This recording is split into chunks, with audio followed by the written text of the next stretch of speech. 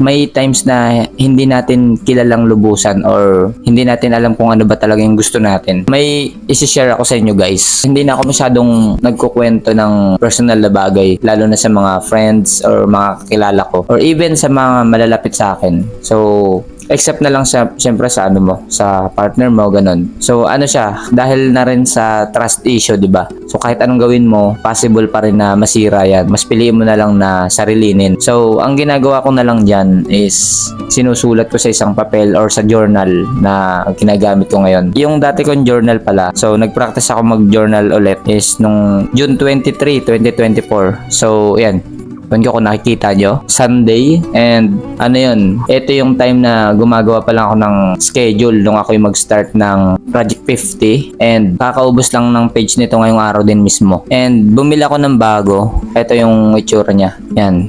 So may ano siya dito, may ring siya dito. Non-dated to, and ganito yung itsura niya.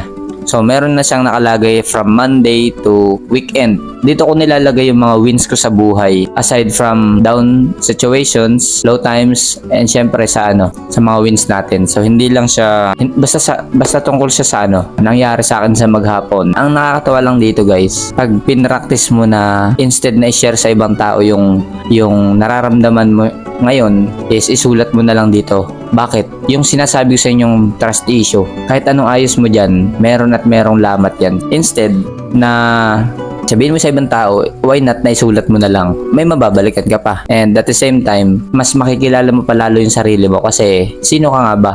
Aware tayo dyan eh. Ako, kilala ko yung sarili ko. Pero deep inside, may times na hindi natin kilalang lubusan or hindi natin alam kung ano ba talaga yung gusto natin na mangyari or gusto natin ma-achieve. So sa pamamagitan ng pag-journal, lahat ng yun, masasagot mo sa sarili mo. Basta, yun, araw-araw mo lang sulat.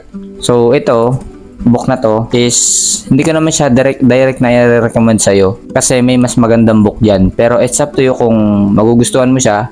Ilalagay ko na lang din yung link sa description kung saan ako bumili. And ayun lang, naway mag-start ka na rin ng pag-journal mo sa sarili. That's it for today's video and I'll see you guys tomorrow. Peace!